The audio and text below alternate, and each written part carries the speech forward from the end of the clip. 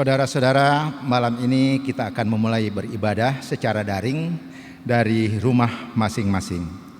Malam ini ibadah keluarga nuansa Pelkat PKB. Ungkapan situasi, pemerintah sudah melaksanakan vaksin, para lansia, pejabat publik juga sudah divaksin. Kami kaum bapak tentunya berharap dengan dilaksananya vaksin, pandemi akan segera berakhir dan kami dapat bekerja penuh tanpa ada rasa khawatir akan terpapar COVID. Puji syukur kepada Tuhan yang senantiasa menyertai umat-Nya sehingga kami dapat menjalankan tugas tanggung jawab sebagai kepala keluarga sekalipun masa pandemi. Mari kita berdoa pandemi segera berakhir dan tetap semangat PKB GPB Petra. Tuhan Yesus memberkati kita semua. Saudara-saudara yang dikasihi Tuhan, marilah kita berdiri untuk memulai ibadah malam ini dengan memuji Tuhan untuk kemuliaan nama-Nya. Kita menyanyi dari Kidung 19 bait pertama dan kelima.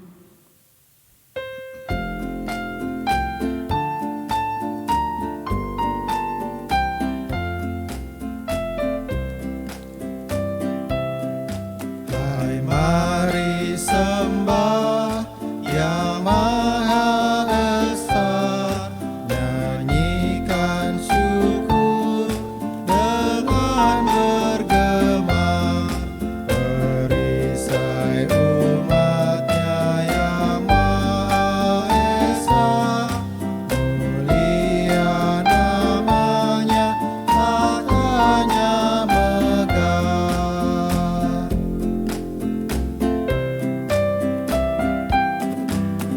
Umat-Mu lemah dan dari debu, tetap memegang janji-Mu teguh.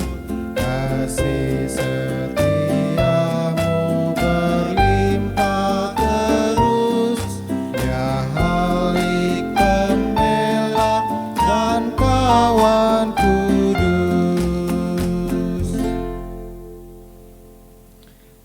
Marilah kita berdoa. Ya Yesus Kristus, Anak Allah yang ada bersama Bapa dan Roh Kudus, umat memanggil nama-Mu. Datanglah ya Tuhan, datanglah. Gembalakanlah semua orang percaya yang setia menurut firman-Mu, agar mereka memperoleh sukacita sepanjang perjalanan menyongsong kedatangan-Mu kelak.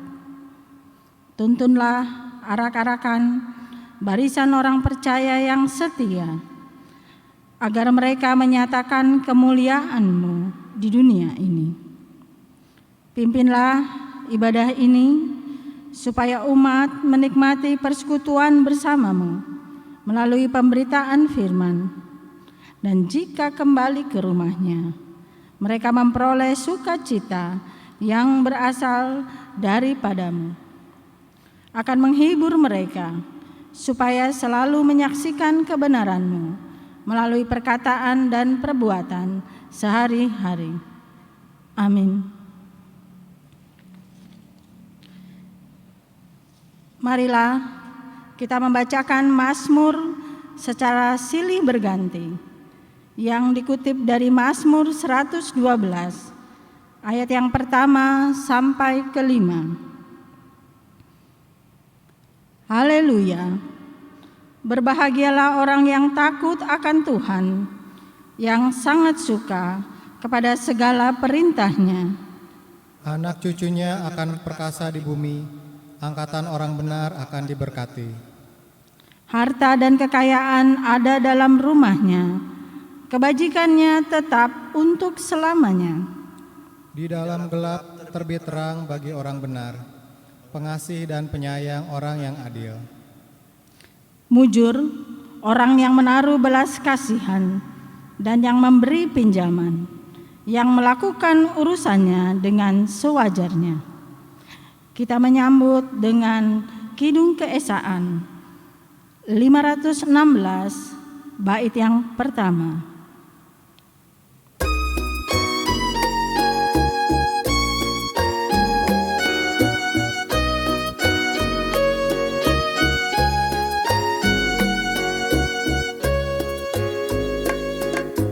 Hanya Tuhan sumber hikmat, ilmu difirmankannya, ditolongnya orang jujur, orang yang tak bercela.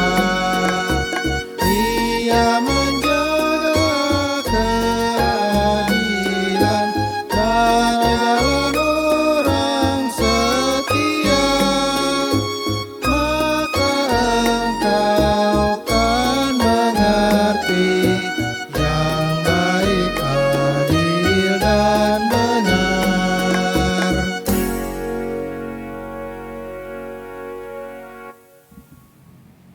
Bapak Ibu, Saudara sekalian, selamat malam. Kita kembali berjumpa lewat ibadah keluarga kita ya pada hari ini 7 April 2021. Mari sebelum kita membaca, mendengar, merenungkan firman Allah, kita berdoa dulu supaya Roh Kudus menolong kita. Mari kita berdoa.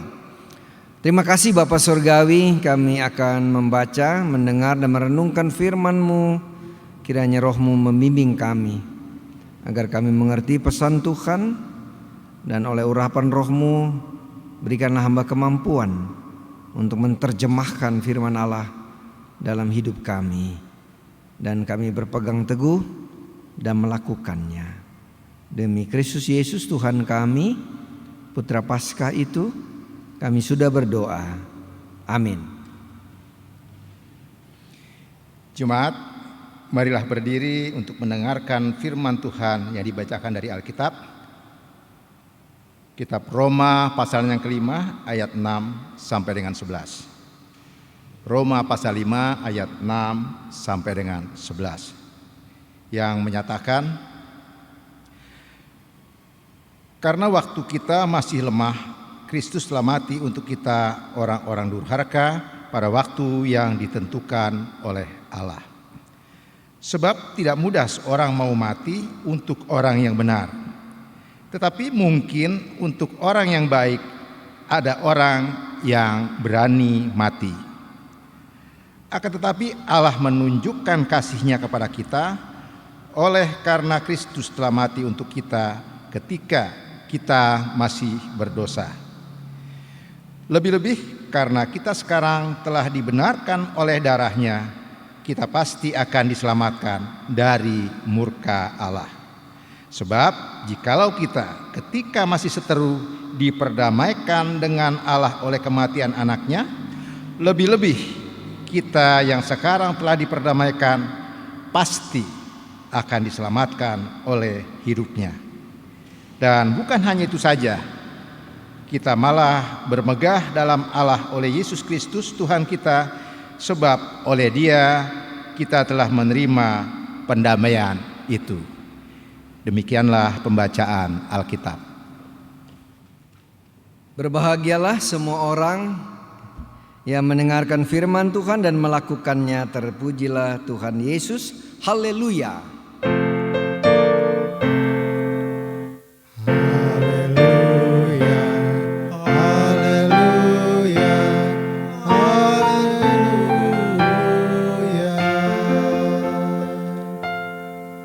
Nah, Bapak Ibu Saudara sekalian, setelah kita membaca tadi, saya perlu sedikit menyampaikan latar belakang barangkali ya, latar belakang tentang kitab Roma ini dan bagaimana situasi kondisi yang Paulus hadapi. Nah, kitab Roma menurut kebanyakan ya para ahli perjanjian baru itu memang ditulis oleh Rasul Paulus sendiri. Lalu isinya itu menyangkut teologi dan terkait langsung semacam perdebatan ya, percakapan mungkin masuk pada perdebatan, bisa juga terjadi perselisihan tentang pemahaman khususnya berkaitan dengan keselamatan. Kalau Paulus memberitakan bahwa keselamatan itu telah Allah anugerahkan lewat peristiwa kematian dan kebangkitan Yesus Kristus pada saat itu. Tetapi bagi orang Yahudi ada dua ya. Ada orang Yahudi yang memang nggak percaya pada Yesus sebagai Mesias atau Kristus yang dijanjikan Allah. Tapi ada orang Yahudi yang sudah percaya. Jadi dia sudah jadi Kristen lah begitu kira-kira. Nah tentu pandangan yang Yahudi yang belum percaya ini menganggap bahwa oh enggak, Yesus Kristus itu bukan Mesias atau bukan dia penyelamat, itu pasti begitu. Lalu ya kita ikutin aja hukum Taurat. Nah hukum Taurat dengan segala embel-embelnya nih sebenarnya. Nah embel-embelnya ini yang menurut Yesus kalau kita baca dalam kitab-kitab Injil, karena itu sebabnya Yesus selalu bertentangan dengan para pemuka agama Yahudi, orang Farisi, ahli Taurat, orang Saduki dan sebagainya itu, bahwa Yesus itu bukan Mesias yang dijanjikan Allah. Dari awal aja mereka melihat, oh kok Mesias lahir di kandang domba.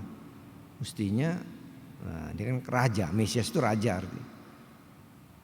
Nah mereka nggak ketemu, mereka nggak percaya. Makan kita tahu peristiwa penyaliban itu, bagaimana mereka meledek Yesus. Salah satu alasannya karena ia ngaku sebagai raja, ngaku sebagai Mesias. Itu kita lihat bahwa mereka memang nggak percaya. Jadi bagi mereka ya lakukannya hukum Taurat. Gitu. Lalu yang sudah percaya sama Yesus tidak mudah melepaskan diri dari budaya. Nah di dalam budaya itu ada unsur tentang kepercayaan atau tradisi ya, tradisi yang selama ini dilakukan. Contohnya adalah sunat ya, juga termasuk sebenarnya hukum Taurat. Jadi bagi mereka kalau sorotnya ke sunat itu, walaupun dia sudah jadi Kristen harus disunat katanya, karena itu ya perintah Tuhan lewat bapak kita, Bapak Abraham. Nah, itu yang membuat mereka nggak ketemu. Kalau yang tadi Yahudi yang kolot ini yang belum percaya sama Yesus, tentu bagi mereka tradisi itu sangat penting lagi. Sampai tentang hari Sabat, coba contoh sunat hari Sabat. Kalau pada hari Sabat nggak boleh jalan lebih dari 2 langkah ke berapa, jadi bikin peraturan sendiri. Sekali lagi itu sebabnya Yesus nggak pernah bertemu dengan cara pandang orang itu. Kamu nggak benar kira-kira gitu. Itu bukan firman Allah, itu tradisi kamu. Demi tradisi nenek moyangmu, wah, kamu ajarkan ke umat. Maka banyak umat yang sesat. Nah bagi Paulus, Rasul Yesus Kristus, enggak, orang yang sudah percaya Yesus Kristus, dia adalah orang yang bebas, orang yang merdeka. Kalau kamu telah dimerdekakan oleh Kristus, maka kamu betul-betul merdeka. Bagaimana kalau dengan sunat Pak? Nah, sunat di mana aja saya menyampaikan, ya sunat sih nggak apa-apa, Bapak Ibu mau nyunat kayak mau terserah. Sunat Pak karena ada dokter bilang buat kesehatan katanya. Saya nggak tahu lah, tapi mungkin benar, ya kalau benar ya benar, sehat silahkan. Ada yang terpaksa disunat Pak karena saluran buat kencingnya kagak normal, mungkin dulu pernah jatuh, maka ada sunat dah, ya kan? Nah, ada suku-suku tertentu punya tradisi sunat, mau sunat ya silahkan mau sunat, nggak laki nggak perempuan katanya disunat, silahkan. Tetapi kalau tradisi sunat itu sudah dikaitkan dengan keselamatan, nah itu yang bagi Paulus itu nggak sesuai dengan Injil. Jadi tradisi sunat boleh saya dilakukan, tapi kalau dia dikaitkan dengan Injil artinya dikaitkan dengan keselamatan, maksudnya kalau belum sunat maka ibaratnya begini, belum 100% selamat gitu. Nah ini yang bertentangan. Nah mereka nggak ketemu ya, termasuk apalagi Yahudi yang sama sekali belum Kristen menolak Yesus sebagai Mesias. Tetapi yang menjadi masalah nih Yahudi yang sudah jadi Kristen. Nah kita lihat ya. Nah ini kan masih dalam suasana Paskah nih. Saya coba uraikan dulu ya. Peristiwa kematian dan kebangkitan Tuhan. Selamanya orang berpandangan orang yang mati itu adalah orang yang kalah. Nah kalau teman-teman doyan nonton TV ya, nonton film lah di bioskop kah di TV, itu jagoan nggak pernah kalah. Ya kan, Samson Betawi misalkan, Benyamin S tuh yang main tuh. Mana pernah kalah Samson Betawi? Samson beneran sama Samson Betawi belum tentu menang tuh Samson yang beneran yang di Alkitab. Orang hebat, kecil-kecil udah ditendang orang. Kenapa kata Samson? Berarti gini, oh ini anak bayi ini namanya Samson, kuat, tapi dia asal dari Betawi, yang ini kan orang Israel. Gitu. Jadi mati nggak? Tapi akhirnya mati juga tuh jagoan tuh. Berarti wah kalah nih, karena waktu dia ditangkap orang Filistin, lalu akhirnya dia membuka rahasianya. Dia mati kenapa? Karena rambutnya dipotong. Allah dibilang nggak boleh dipotong nih sampai dia tiba waktunya aku panggil, kira-kira gitu ya. Tapi karena digunting lemah dia, jagoannya kalah deh. Nah kalau di film-film kita lihat juga, misalnya film apa, film Django. Nah mungkin orang-orang yang seumuran dengan aku tahu tuh Django. Django juga begitu. Mana pernah Django kalah? Padahal dia sendiri, dia lagi salah satu main untuk actionnya tuh, dia lagi gali kubur tuh buat istrinya meninggal kan. Tuh badai-badai di atas semua. Namanya jagoan ya. Mereka nembak gak ada satu pelor pun yang kena buat si Django tuh. Ya bayangkan. Tapi kalian Django yang nembak, padahal dia nembaknya begini ya, cikiang, bisa kena tuh orang. Kenapa? Karena jagoannya dia. Nah kalau Django-nya mati, jagoannya mati, maka yang pasti filmnya habis kalau dia film kan. Berarti ya udah deh, teman-temannya dia. Nah sama seperti Yesus. Makanya waktu murid melihat Yesus, kok bos kita, kok jagoan kita kok lemes nih, ditangkap, dia diem aja, ditempelengin, diludahin, dia diem aja. Ya udah gak jago lagi dah. Kalau memang kau anak Allah turun, katakan Jumat Agung tuh, bacaan Jumat Agung, turun baru nanti kami percaya kalau kau bisa turun. Baru hebat lo. Ternyata mati. Dunia. Dan orang-orang di sekitar katakan, wah Yesus kalah, Yesus mati. Maka habislah tentang Injil yang Yesus beritakan. Selesailah sudah gitu.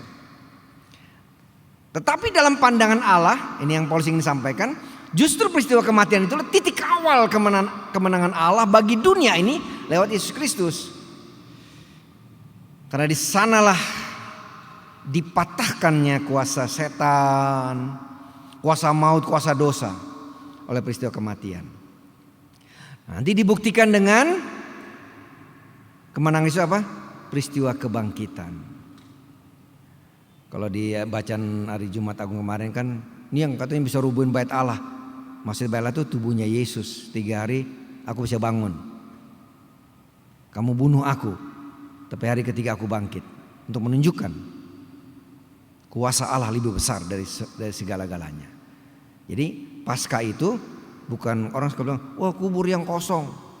Bapak Ibu kalau lihat YouTube ya, kata orang juga yang pernah ke sana, ada 2 kuburan Yesus. Dibodoh-bodohin sama orang mau aja loh. Mana ada kuburan 2 biji buat 1 orang? Nggak mungkin ya nggak? Kenapa? Gaitnya bawa. Misalnya saya gait ini, ada teman saya gait juga. Pasti yang ini teman saya bilangnya, yang sana kuburan yang bener. Aku juga kenapa? Ya karena ini duit nih ha. Dibodoh-bodohin sama orang loh. Betul ya? Namanya gait tapi cari duit, emang kerjaannya begituan. Nanti dicerita lagi, oh dulu Yesus baptisnya di sungai ini, emang lu pernah lihat? Ya deh, tambah-tambahin tuh cerita. Ini sungai, kan sungai Yordan tuh besar tuh. Ya kan? Masa Anda bisa tahu tuh Yesus dibaptis di sebelah sini? Dari mana emang nenek lu aja nggak tahu, masih bagi Anda. Lihat ya, dibodoh-bodohin kita. Tapi kata tradisi gereja, siapa bilang tradisi gereja? Nah, hati-hati ya. Lalu masuk dalam kebudayaan manusia, jadi kebiasaan tradisi gini, Yesus di sini, nih kepalanya si Yohanes Pembaptis, ini kepalanya, kepala siapa? Orang 2000 tahun lalu matinya. Ya kan, mulai ngarang-ngarang. Oh ini dulu nih rumahnya si anu. Ya iyalah. Pasca itu meniadakan, artinya melepaskan kita dari hal seperti itu. Kalau tuh orang katakan ya mesti kita katakan ya katanya sih begitu, katanya. Tapi tentang Yesus yang bangkit setelah mati 3 hari, itu bukan katanya, tapi itu sebuah kenyataan. Jadi kebangkitan Paskah itu bercerita tentang kuasa, bukan tentang mayat yang sudah 3 hari tidur hidup lagi, bukan. Tapi cerita tentang kuasa itu yang penting. Itulah yang menunjukkan kemenangan kita oleh Yesus Kristus. Dan Paulus ingin tekankan dari kuasa kita. Kuasa itu menghapuskan dosa yang selama ini dalam diri kita, mengikat kita, membuat kita selalu murung, sedih, ya, gampang putus asa, bisa bunuh diri, ya kan? Pascal, seorang ahli fisika, Dia orang sangat pintar lah ya, emang katanya sih pintar dah. Saya belum ketemu sih sama beliau. Di dalam ruang hati manusia katanya ada satu ruangan yang kosong, kata Pascal, dan tidak bisa diisi oleh siapapun dan oleh apapun kecuali oleh Yesus Kristus, Sang Pencipta. Nah, orang yang suka ngelamun, orang yang jiwanya kosong, ruangan itu belum diisi oleh Yesus yang Putra Paskah itu. Jadi Paskah mau lepaskan kita dari belenggu dosa, dari kekuatan kegelapan setan. Ada tradisi-tradisi kita kan menyangkut setan-setanan tuh. Nah, di Indonesia banyak namanya kan, ada gondoruo, kuntilanak ya. Ada yang kecil-kecil, tuyul. Dulu saya suka diajarin kalau kita tangan suka ke belakang gini nih, katanya wah itu punya tuyul. Maka hati-hati loh kalau lagi jalan ke gereja megang gini, dikira pegang gendong tuyul katanya. Yang gedean sedikit kakaknya tuyul apa ya? Tuyal kali namanya. Ya macam-macam. Ada juga loh kalau ini budaya Indonesia nih. Ada setan yang pinter, sarjana, suster ngesot. Loh, hebat nggak tuh? Hebat ya, ada setan bisa jadi sarjana juga. Tetapi dulu mungkin kita takut dengan barang-barang itu. Tapi karena Paskah itu sudah dinyatakan dalam diri kita, kata Paulus, kita menjadi orang yang baru, terbebaskan dari kayak gitu. Kita nggak punya kepercayaan lagi. Termasuk kepada Alkitab yang pernah saya khotbah, saya sampaikan lagi. Alkitab ini bukan jimat dan jadikan jimat. Kalau takut di rumah sendirian lalu Alkitab taruh di samping kepala supaya setan nggak takut sama Alkitab. Yang ditakutkan adalah Allah di dalam Yesus yang diceritakan Alkitab, itu yang dia takut, bukan Alkitabnya. Salib, pakai salib gede-gede, ada yang segede rantai kapal sampai lehernya bengkok. Bukan, setan nggak takut barang gituan. Yang dia takut siapa?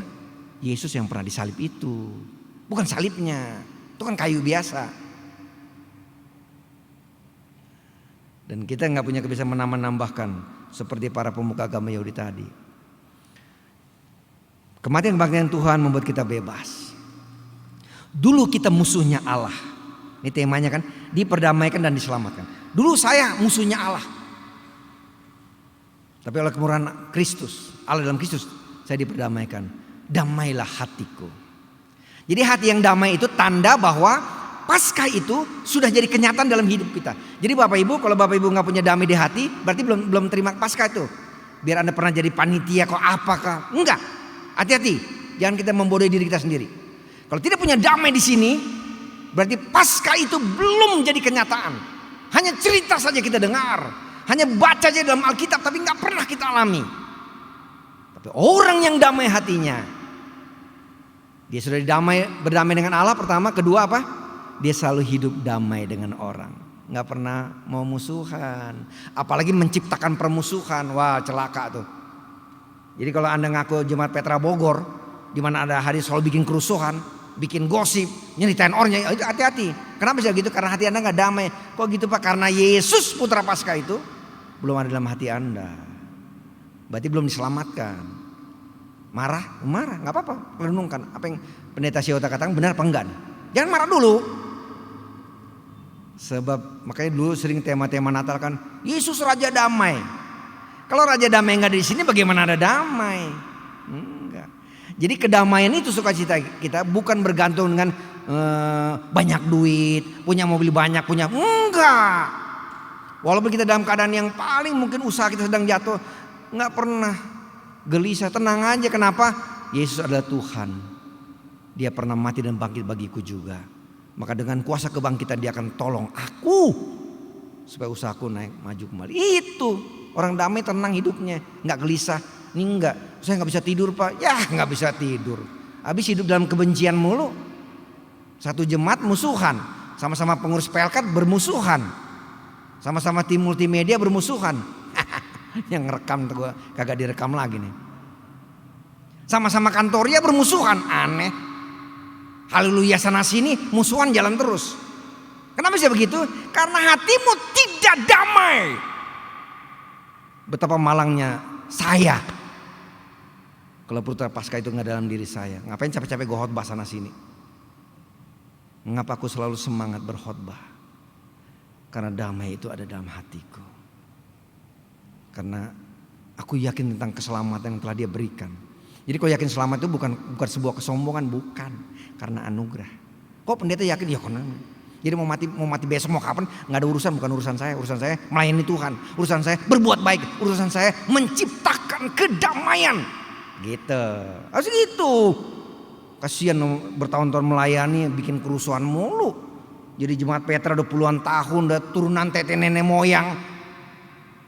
Kata orang. Tapi bikin kerusuhan. Jadi cerita orang, wah Pak kalau ada si bapak itu, ada ibu itu, wah udah kacau udah kita. Jangan sampai dicap begitu. Berarti bahaya gitu. Nah jemaat kasih lihat ya. Kematian kebangkitan Tuhan membuat kita hidup dalam perdamaian. Damai dengan Allah, damai di hati. Keselamatan telah Dia turunkan karena kemurahannya, bukan karena kebaikan Anda saya. Karena kan bacaan tadi jelas ya, lihat ya. Karena waktu kita masih lemah, Kristus telah mati untuk kita, orang-orang durhaka. Tahu nggak durhaka itu apa? Orang-orang yang nggak tahu diri, nggak tahu berterima kasih, orang-orang yang jahat, itu orang durhaka. Dulu saya dan Bapak Ibu ya seperti itu, saudaraku. Ayat 8, akan tetapi Allah menunjukkan kasih-Nya kepada kita. Kita itu harusnya tunjuk langsung to the point. Pada saya, pada Bapak Ibu Saudara sekalian, langsung. Oleh karena Kristus telah mati untuk kita ketika kita masih berdosa. Berdosa itu bukan sekedar gini lah, ini perlu saya jelaskan juga nih. Jemaat ya, berdosa itu bukan berarti nyolong ayam orang, nyolong mangga orang, bukan begitu. Berdosa itu ada artinya apa? Melawan Allah. Itu orang berdosa. Dia selalu bermusuhan dengan Allah, selalu berbeda, terpisah dengan Allah. Artinya melawan Allah. Mana kepada dasar ya. Pokoknya hal yang gak baik terhadap Allah itu. Dan pasti dia berontak. Dia menjadi pemberontak pada Allah. Gak mau dengar suara Tuhan. Jadi dosa itu membuat kita sangat terpisah dengan Allah. Makanya orang, Bapak Ibu perhatikan ya, ketemu siapa saja. Oh orang mukanya maunya marah, bukan emosi, bukan darah tinggi jangan dibawa-bawa di sini. Iya. Nah orang yang suka marah-marah imunnya turun loh, kena COVID loh, mau nyahok loh ya. Makanya suka jahat loh. Ya. Orang yang suka marah, gampang nanti stres. Nggak ada orang anak Tuhan stres lalu gantung diri. Kenapa? Karena hatinya nggak damai. Itu sebabnya dikatakan Yesus sobat yang sejati. Artinya kita gak pernah hidup seorang diri. Aku tak pernah meninggalkan kamu yatim piatu. Jadi kita selalu ada teman. Nah saya pernah ajarin kan. Coba saya nanti tengah malam ya. Nanti jam 12 malam yang gak usah tidur. Emak lu semua pada satu keluarga tidur. Matiin lampu, duduk di ruang tamu. Ngapain Pak? Nah lu rasakan nanti. Seperti ada yang menemani saya. Siapa? Itulah Yesus sobat yang sejati. Jadi orang Kristen anak Tuhan, mereka sudah hidup damai dengan Allah dan diselamatkan. Tidak pernah hidup seorang diri. Dan gak pernah kesepian. Orang gantung diri karena kesepian. Iya, sepi ntar nangis, cengeng. Dia selalu gembira ceria karena ada temannya. Nyanyi sendiri, baca Alkitab, ngobrol dah. Tuhan, aku lagi begini begitu, gimana ya Tuhan ya? Tolong ya. Orang di luar aneh lu salah minum lah, banyak minum anggur. Enggak. Dia sedang ngomong sama Tuhan. Gak pernah seorang diri. Ya Bapak Ibu Saudara sekalian, itu aja firman Tuhan ya. Jadi cek diri sendiri, gak usah lihat orang. Kalau hati kita gak damai, curigai. Segera datang pada Tuhan, dengarkan firman Allah. Dia penyelamat kita, dia baik, dia sangat mengasihi kita. Tuhan ampuni aku, kasihani aku. Setelah dia mengampuni, lihat damai itu turun. Kemana kita selalu tersenyum. Halo, selamat malam gitu. Oke, Tuhan memberkati. Amin. Kita menyanyi Kidung Keesaan 481 bait 1 dan 3.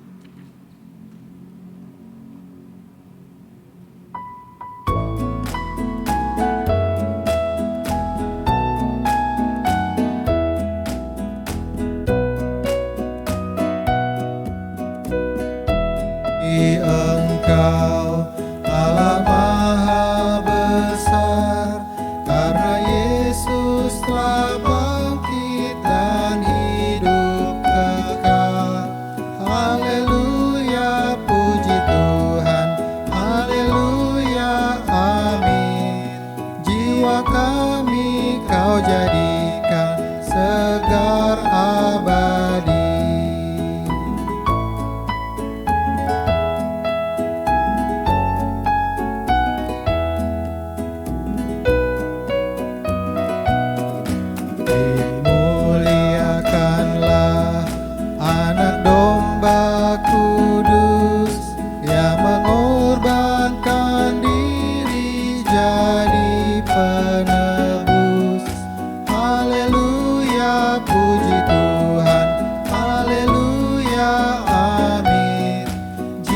kami Kau jadikan segar abadi.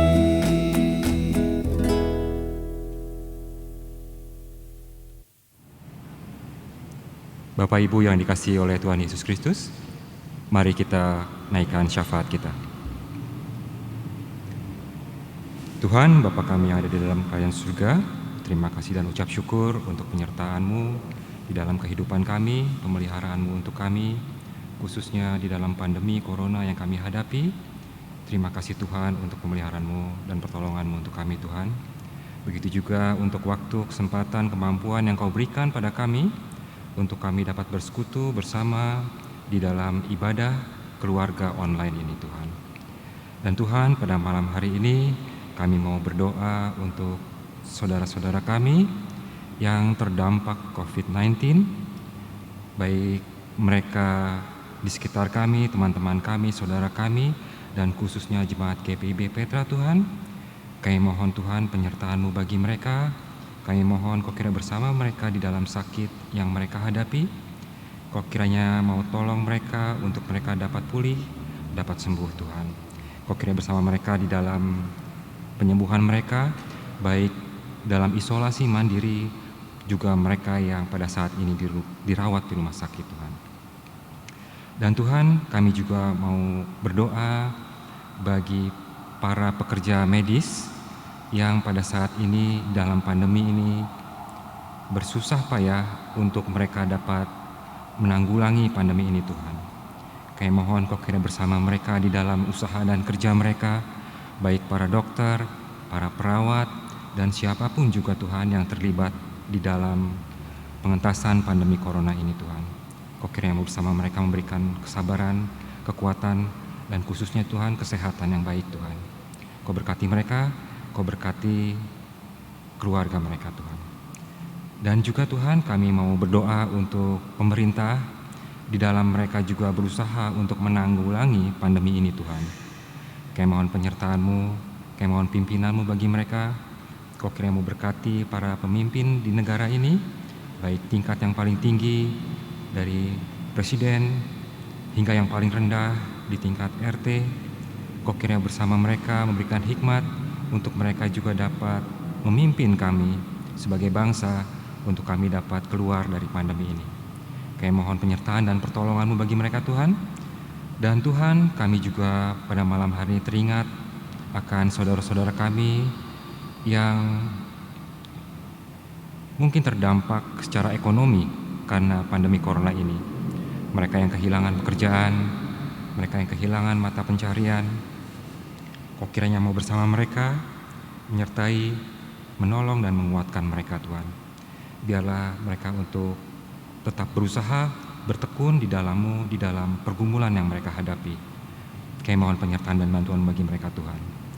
Dan Tuhan, kami juga mau berdoa bagi penata layanan GPIB Petra Bogor di dalam juga pandemi yang kami hadapi Tuhan. Kami mau memohon penyertaan-Mu bagi mereka Tuhan, baik Bapak Pendeta Benyamin Syauta, Ibu Pendeta Sri Maharani Ginting, juga seluruh pelayan-Mu dan para mereka yang terlibat di dalam pelayanan Tuhan. Sebuah tantangan baru Tuhan di dalam pelayanan kami, di dalam pandemi ini. Biarlah Engkau kiranya mau terus kuatkan kami, persenjatai kami, untuk kami juga dapat menjawab tantangan ini dengan baik, untuk kami dapat meneruskan dengan komitmen yang baik pelayanan yang kami percayakan, Engkau percayakan pada kami Tuhan. Dan Tuhan, kami juga mau berdoa bagi warga jemaat GPIB Petra yang pada saat ini menderita sakit, baik di rumah dan di rumah sakit. Kau kiranya juga mau bersama mereka di dalam sakit yang mereka hadapi, kelemahan tubuh yang mereka hadapi. Kau kiranya memberikan kekuatan, kesabaran, dan Kau juga kiranya pelihara sukacita di hati mereka, untuk mereka terus dapat berharap kesembuhan kepadamu, dan Engkau juga kiranya mau memberikan kepulihan, kesembuhan bagi mereka. Begitu juga untuk saudara-saudara kami, keluarga yang merawat orang-orang yang mereka kasihi dalam sakit mereka. Kami mohon juga Engkau kiranya mau memberkati mereka dengan kesabaran, kekuatan, dan juga tentu saja Tuhan, kasih yang tidak terbatas daripada-Mu Tuhan. Dan pada malam hari ini Tuhan, kami juga mau berdoa bagi seluruh keluarga di Jemaat GPIB Petra Bogor, di dalam setiap tugas panggilan kami, dalam tanggung jawab kami. Kami berdoa untuk ayah, suami. Kau kiranya memberkati para ayah dan suami di GPIB Petra Bogor ini, untuk mereka juga dapat menjadi imam yang baik bagi keluarga mereka, memberikan teladan yang baik di dalam kehidupan mereka. Kau kiranya memberikan hikmat untuk mereka juga dapat memimpin keluarga untuk terus tetap berjalan di jalan-Mu, bahkan di dalam setiap pergumulan yang mereka hadapi Tuhan. Kau kiranya berkati mereka di dalam mereka mencari nafkah. Kau berkati mereka dengan kesehatan yang baik, kemampuan. Kau pimpin mereka untuk mereka terus dapat mencari nafkah setia di jalan-Mu Tuhan. Begitu juga untuk para istri, para ibu. Kau kiranya berkati mereka untuk mereka dapat menjadi pendamping yang baik untuk para suami, para ayah. Kau kiranya mau tolong para ibu di dalam mengasuh anak-anak. Berkati mereka dengan kesabaran dan hikmat-Mu untuk mereka dapat mengasuh, mendidik anak-anak dengan baik seturut dengan jalan-Mu Tuhan. Begitu juga di dalam pandemi corona ini, di mana ibu-ibu harus membimbing anak-anak di dalam belajar online. Engkau juga kiranya bersama mereka untuk mereka dapat menjalankan tanggung jawab tantangan baru di dalam situasi pandemi ini Tuhan. Kau kiranya juga mau bantu mereka di dalam mengatur rumah tangga. Kau kiranya berikan hikmat, kesehatan, kesabaran, dan Kau kiranya memampukan mereka untuk mengerjakan itu semua Tuhan. Begitu juga untuk anak-anak kami Tuhan. Kau kiranya berkati anak-anak-Mu untuk mereka dapat menjadi hamba-Mu yang baik, hamba-Mu yang taat, hamba-Mu yang setia. Kau kiranya bersama mereka di dalam studi mereka, di dalam mereka belajar. Kau kiranya pimpin mereka untuk mereka dapat mengandalkan Engkau dalam setiap tantangan yang mereka hadapi di dalam pendidikan mereka. Begitu juga kami mohon Kau kiranya mau antarkan mereka untuk di kemudian hari dapat meraih sebuah masa depan yang baik Tuhan. Begitu juga di dalam pergumulan mereka, kami mohon penyertaan dan pimpinan-Mu untuk mereka juga dapat menjalankan setiap pergaulan di dalam situasi saat ini. Di dalam jalan-Mu kami mohon perlindungan dan pimpinan-Mu untuk mereka Tuhan. Begitu juga di dalam kehidupan mereka, Kau kiranya berkati mereka juga untuk mereka dapat mendapatkan sahabat-sahabat yang baik, dan untuk mereka juga dapat menjadi sahabat yang baik di dalam lingkungan di mana mereka berada. Dan untuk anak-anak kami yang pada saat ini sedang mencari sekolah, baik mereka mencari sekolah untuk perguruan tinggi dan juga sekolah-sekolah lanjutan lainnya. Kau kiranya bersama mereka di dalam penantian mereka, di dalam usaha mereka. Kami percaya Tuhan, Kau telah mempersiapkan sebuah sekolah yang terbaik bagi mereka. Begitu juga untuk mereka yang mencari pekerjaan. Kau kiranya memberikan mereka kesabaran. Kau kiranya mau menyertai mereka di dalam penantian mereka, untuk mereka dapat menanti dengan baik bersama-Mu. Dan apabila suatu saat mereka mendapatkan sebuah pekerjaan yang terbaik di dalam kehidupan mereka Tuhan, kami percaya itu semua hanya daripada-Mu. Dan biarlah Engkau kiranya mau pelihara sukacita di hati mereka, untuk mereka dapat terus memuliakan Engkau di dalam pekerjaan yang Engkau karuniakan bagi mereka. Begitu juga untuk anak-anak kami yang saat ini mencari pasangan hidup. Kau kiranya pimpin mereka untuk mereka dapat mencari terus di tempat yang terbaik, untuk mereka juga dapat mendapatkan seorang pasangan yang terbaik yang telah Kau persiapkan bagi mereka, sebuah pasangan yang takut akan Engkau, orang-orang yang setia kepadamu Tuhan. Kami teringat juga untuk oma, opa, orang-orang tua kami di dalam kehidupan kami, di dalam GPIB Petra Bogor Tuhan. Kami mohon pemeliharaan-Mu bagi mereka. Kau kiranya mau jaga kesehatan mereka. Kau kiranya bersama mereka di dalam hari-hari di masa tua mereka, untuk mereka juga dapat terus memuliakan Engkau di dalam hari-hari di masa tua mereka. Kau pelihara mereka untuk mereka juga dapat terus menjadi berkat di dalam kehidupan mereka Tuhan. Terima kasih Tuhan, itulah doa dan harapan kami. Kami alaskan doa ini di dalam nama Tuhan Yesus Kristus yang telah mengajar kami berdoa. Bapa kami yang di surga, dikuduskanlah namamu. Datanglah kerajaan-Mu, jadilah kehendak-Mu di bumi seperti di surga. Berilah kami pada hari ini makanan kami yang secukupnya, dan ampunilah kami akan kesalahan kami, seperti kami juga telah mengampuni orang yang bersalah pada kami. Dan janganlah membawa kami ke dalam pencobaan, tapi lepaskanlah kami daripada yang jahat.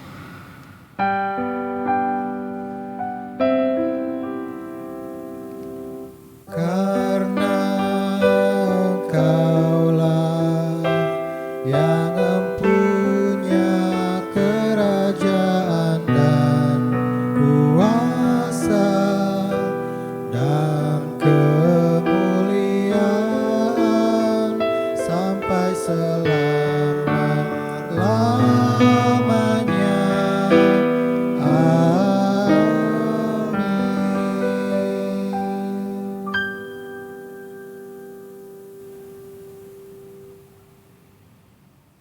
Jemaat yang dikasihi Tuhan, marilah kita mengucap syukur dengan memberikan persembahan kepada Tuhan sambil mengingat nas Alkitab dari Amsal 3 ayat ke-9 sampai 10 yang menyatakan, mulaikanlah Tuhan dengan hartamu dan dengan hasil pertama dari segala penghasilanmu, maka lumbung-lumbungmu akan diisi penuh sampai berlimpah-limpah, dan bejana pemerahanmu akan meluap dengan air buah anggurnya. Sambil memberikan persembahan, marilah kita memuji Tuhan dari Gita Bakti 89 bait pertama dan kelima. Tuhan memberkati persembahan saudara.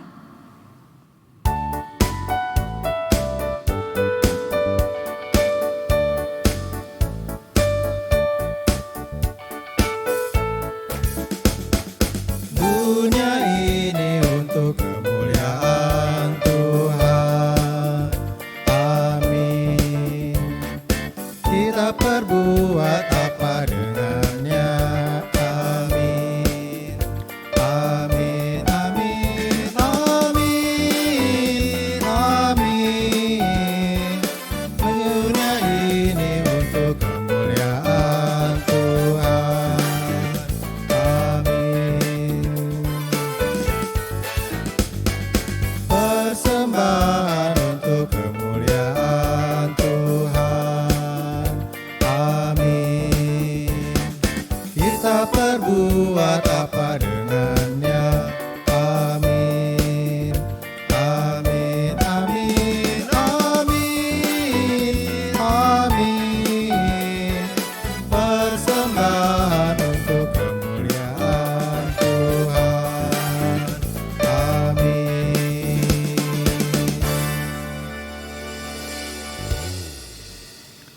Marilah kita berdiri dan kita berdoa untuk persembahan kita. Ya Yesus Kristus Anak Allah, hari ini kami mengumpulkan persembahan sebagai pernyataan syukur atas keselamatan yang Kau karuniakan. Kami menyadari bahwa pemberian ini tidak sebanding dengan hidup yang Kau korbankan di kayu salib. Kami akan selalu mengasihi-Mu dengan meneruskan cinta kasih dan damai sejahtera-Mu kepada semua orang seperti yang Kau ajarkan. Pimpinlah kami ya Kristus, agar rela berkorban demi menghidupkan banyak orang, sebagaimana yang telah Kau lakukan atas kehidupan kami. Amin. Bapak Ibu Saudara sekalian yang dikasihi dan yang diberkati Tuhan, kita masuk pada bagian amanat pengutusan. Dengarkanlah amanat pengutusan bagi kita. Pergilah dalam damai sejahtera Allah dan kerjakanlah kehendak Allah yang telah kamu dengar melalui pemberitaan firman-Nya. Kidung Keesan 503. Mari berdiri.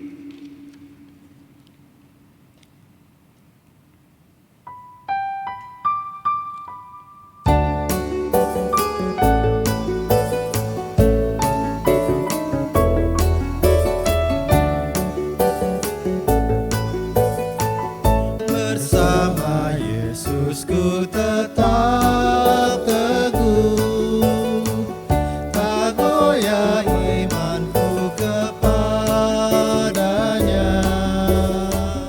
Meskipun badai hidup menerpa, tanganku dipegang erat. Ketika arah hidupku sesat, dituntunnya ke jalan yang benar. Meskipun jatuh aku tak rebah, dengan lembut ditopangnya. Firman-Nya ku pegang erat, menjadi suluh bagi langkahku. Berjalan di lembah seram, firman-Nya selalu ku pegang. Bersama Yesusku tetap teguh, tak goyah imanku kepadanya. Lewati gunung, bukit, dan lembah, tanganku dipegang erat.